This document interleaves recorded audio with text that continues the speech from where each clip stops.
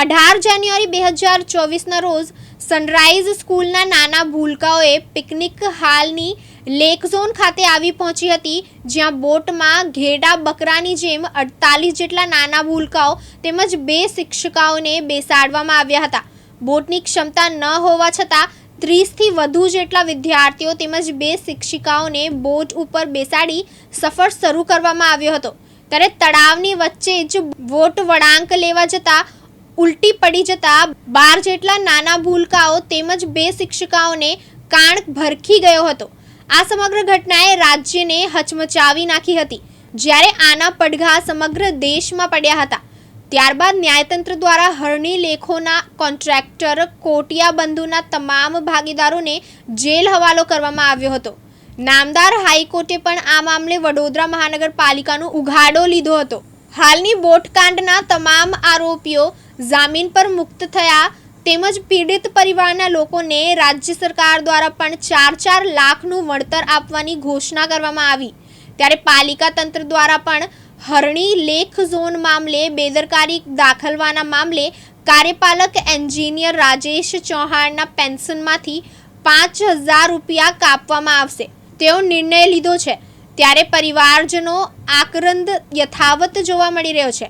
ગુનેગારોને સખતમાં સખત સજા થાય તેમજ પરિવારજનોને યોગ્ય વળતર મળે તેવી માંગણી સાથે આજરોજ વડોદરા શહેર કોંગ્રેસ સમિતિ દ્વારા હરણી લેક ઝોનથી વડોદરા મહાનગરપાલિકાની વડી કચેરી ખાતે ન્યાય યાત્રાનું આયોજન કરવામાં આવ્યું હતું, જેમાં પીડિત પરિવારના સભ્યો પણ જોડાયા હતા।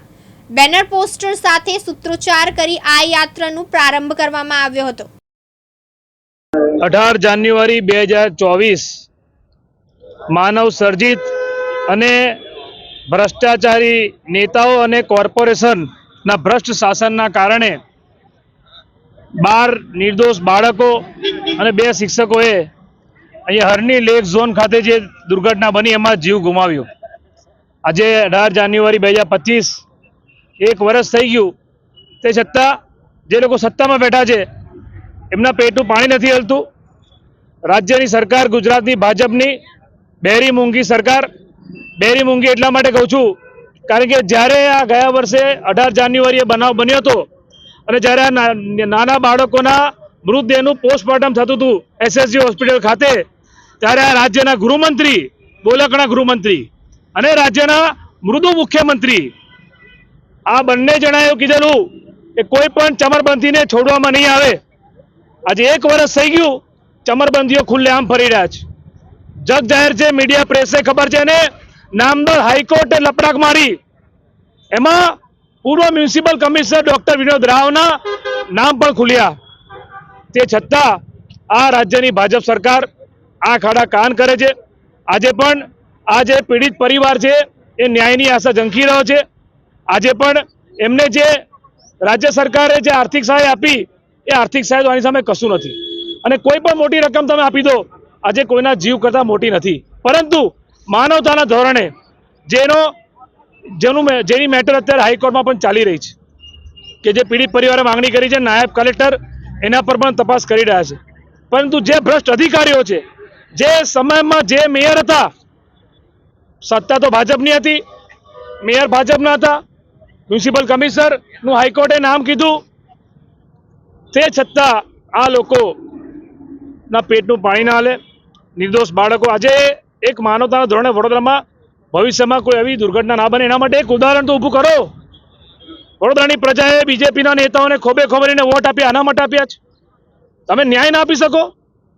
આજે એ અન્યાયની વિરુદ્ધમાં કોંગ્રેસ પાર્ટી ન્યાય પદયાત્રા 14 લોકોએ, નિર્દોષ લોકોએ જીવ ગુમાવ્યા હતા, એટલે અમારા 14 સાથી પરમેનન્ટ સ્ટાર્ટિંગથી એન્ડ સુધી માર્કેટ 4 રસ્તા કોર્પોરેશન, જ્યાં કોર્પોરેશનની ભ્રષ્ટ વહીવટ ચાલે છે, જ્યાં આ ભ્રષ્ટ બસ બનાવટી દસ્તાવેજો ઊભા કરવામાં આવ્યા કોન્ટ્રાક્ટ માટે, વિચાર કરો। અને હાઈકોર્ટે કીધું છે અને પુરાવા છે કે આ દસ્તાવેજો બનાવટી છે। અરે એ તો શરમ આવી જોઈએ આ કોર્પોરેશનના અધિકારીઓને પણ, મ્યુનિસિપલ કમિશનર હોય કે બધાને શરમ આવી જોઈએ। 5000 રૂપિયાનો દંડ, અરે એને જેલના સળિયા પાછળ રહેવું જોઈએ।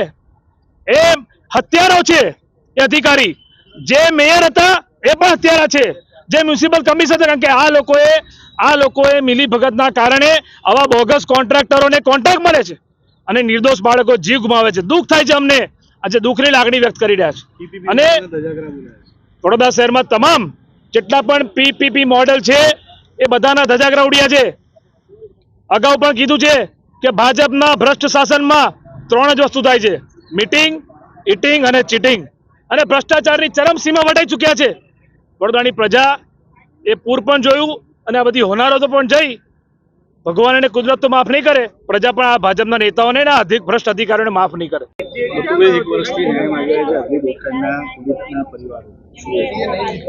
પહેલી વાત તો જ્યારે આ કાંડ આખું જ કાંડ છે, કારણ કે જે દિવસે આ કાંડ થયું 12 બાળકો આ લેકમાં ડૂબી ગયા અને 2 શિક્ષિકાઓ ડૂબી ગઈ, ત્યારથી અત્યાર સુધી જ્યારે લેક કાંડ થયું ત્યારે તો બધા નેતા આવ્યા હતા, બધા મોટી મોટી વાતો કરતા હતા, બાંગો પુકારતા હતા, નહીં છોડીએ, આ કરીએ.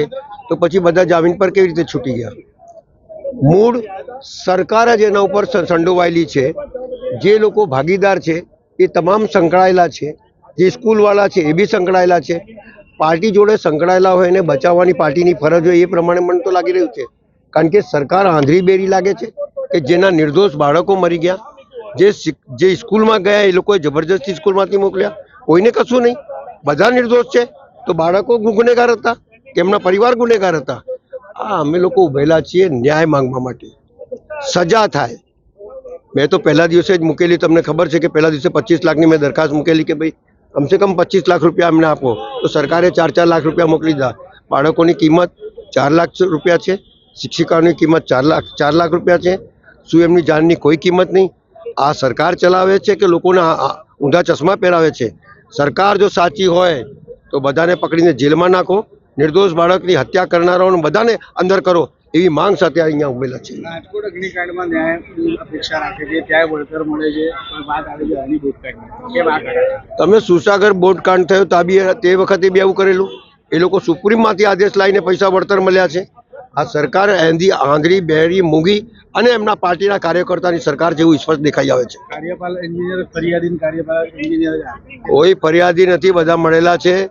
દૂધ પેલું કુંડલીમાં ગોળ ભાગી રહ્યા છે, લોકોને આંધળા સમજ્યા છે, ઊંધા ચશ્મા પહેરાઈ રહ્યા છે, પણ નરી આંખે પ્રજાને દેખાય છે કે આ લોકો ગુનેગાર છે અને એમને સજા થવી જોઈએ. મહેન્દ્ર સોલંકી, દિવ્યાંગ ન્યૂઝ, વડોદરા.